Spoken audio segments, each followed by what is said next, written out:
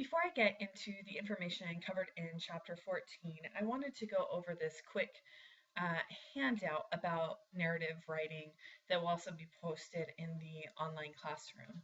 Now, this information is, things that you should have already read from the textbook between chapter 14 and chapter 2.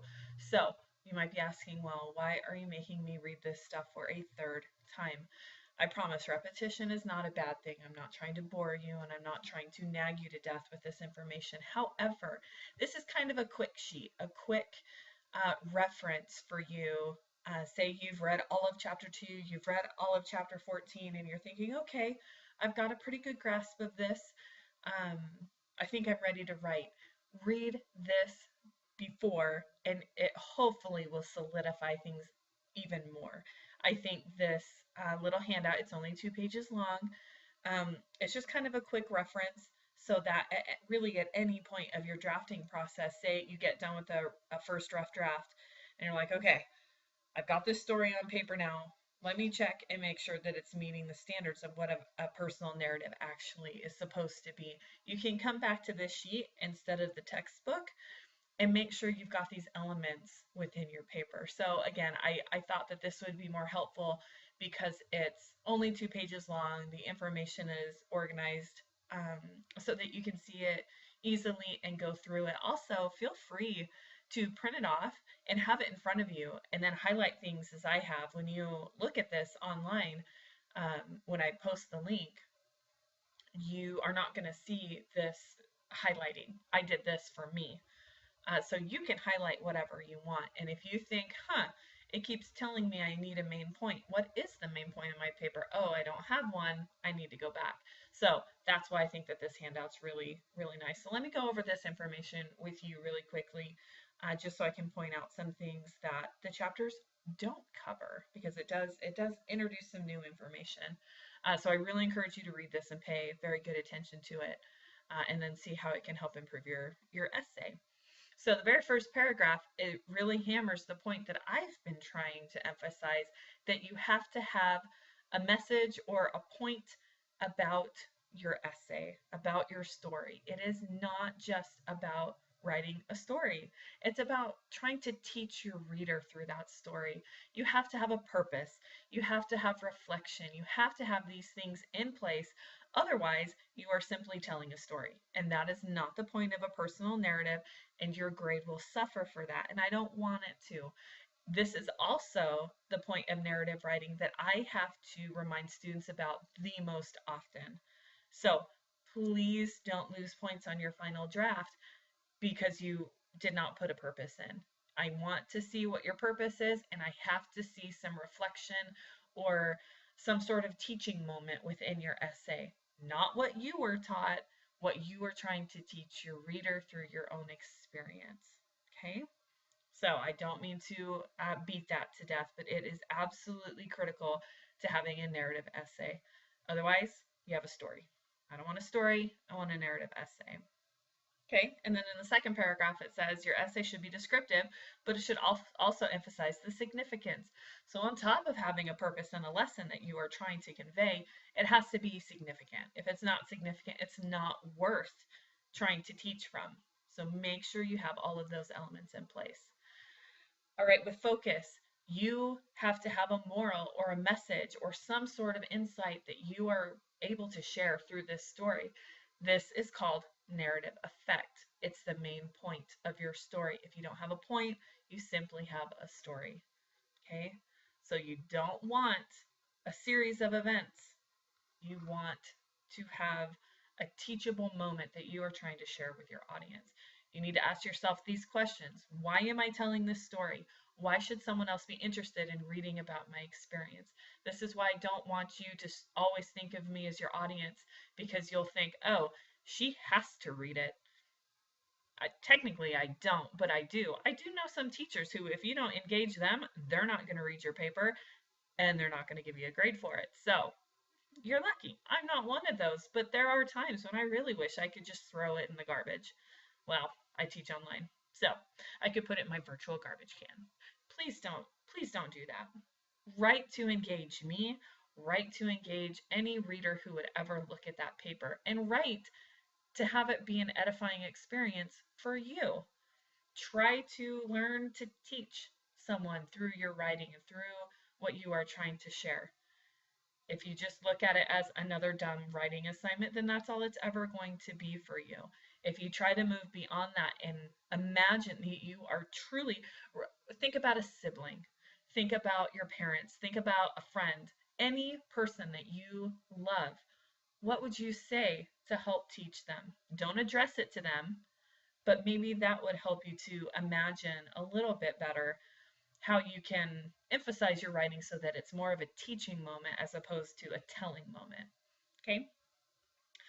In development, something new is that you want to have scene and summary.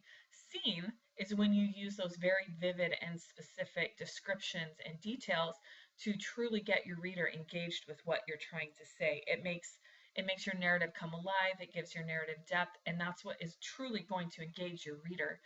But you don't want to do that all the time. You only want that for very specific moments within your essay. And then the rest of the time, you simply summarize. That's when you can do more telling instead of showing. I need to see a combination of both. So, scene and summary is the equivalent of the showing versus telling that we have worked on related to narrative writing. So, make sure you've got the details and then use summary to fill in the gaps in between. With your organization, we've already talked about, the dramatic arc.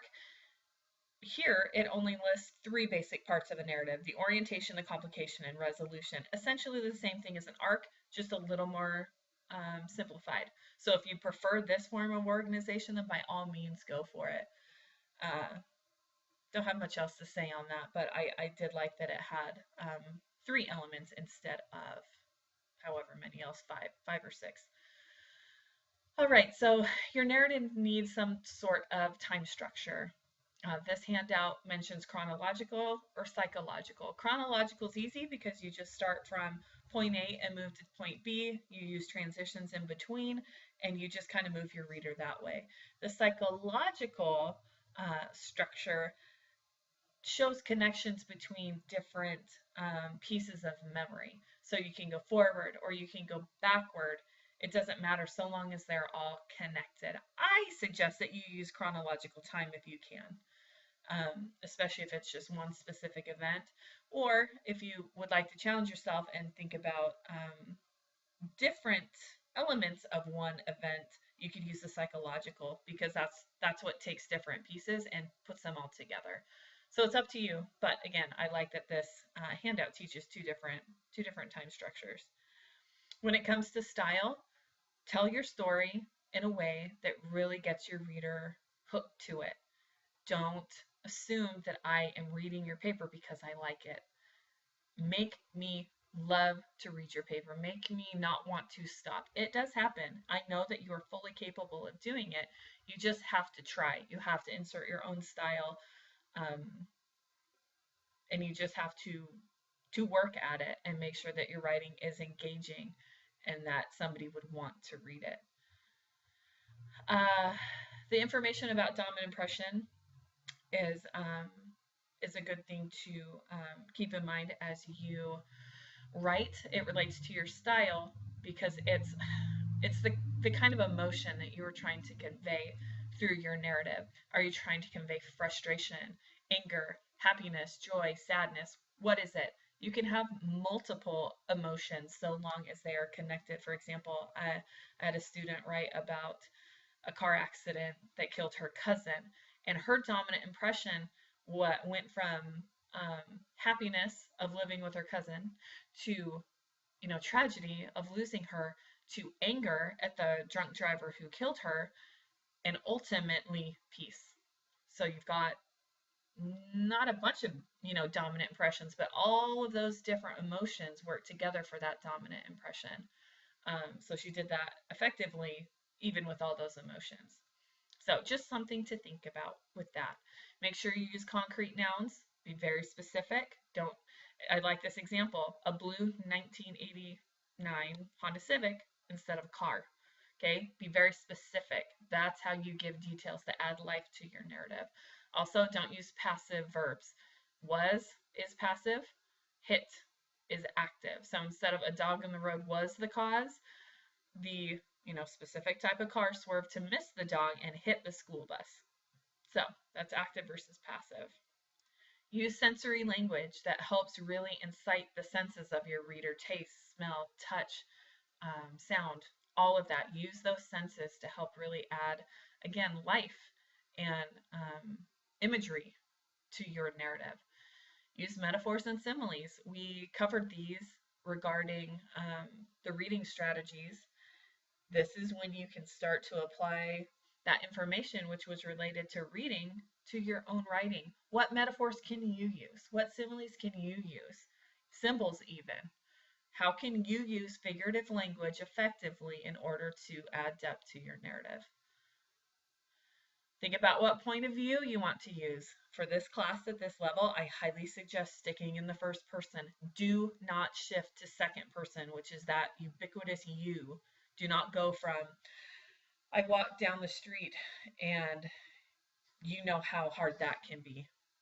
Okay, that sentence may not make a whole lot of sense, but within that sentence, I shifted from I to you. It's, I think, a lot easier to do than you might realize. You'll do it without even thinking about it. Keep you out of your paper. Not you, the author, the word you.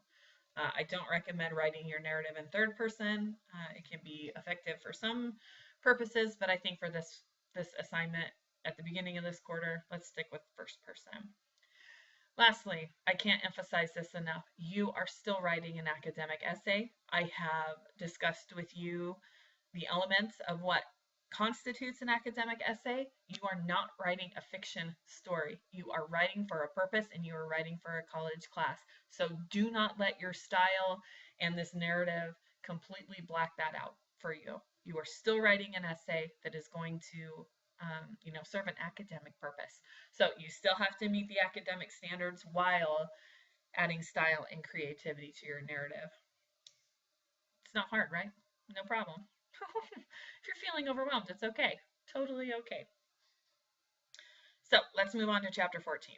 I'm not going to spend a whole lot of time on this information because I think it's up for you to look through and to discover and to look at all the examples. I cannot do that for you.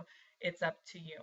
If you think, okay, well, this is what I want to accomplish in my essay, go to those specific strategies in this chapter and look at how you can do that effectively. Okay, so I'll cover these really fast for you, but it's up to you to really go back and go in depth. And I really want you to think about how this chapter is different from chapter 2. I'm not going to answer that for you. You think about that, write about it in your writing journal. How are they different? Because it's essentially the exact same information. And again, it is not simply just repetition. They're doing it for a reason. So I want you to think about that reason. So here are the narrative strategies that are listed. Sequencing. You can use calendar time or clock time, which is, on this date or on, I don't know, whatever date, the 5th day, whatever. You can give specific dates, or you can give more general dates. You can use time, or you can use more general temporal transitions. It's still related to time, but again, it's more general. It's like when, next, after, things like that. You can also use verb tense to kind of relate things to time. But as I've already said, I would prefer you to stay in the past for the action and perhaps present for the reflection. Let's see here, narrative action. That's just how you describe the sequences within your narrative. And then lastly, use dialogue. Okay, so go back and look at exactly what those strategies are trying to teach you in the chapter. And then the last section of the chapter is narrating a process. That's essentially a how-to. Sometimes I'll have my students write a how to build a peanut butter and jelly sandwich. And it just teaches you to use time and to use sequencing in order to teach how to accomplish something. So not really applicable for this assignment, but still good. So hopefully this further helps you as you work on your narrative. If you have any questions, always let me know.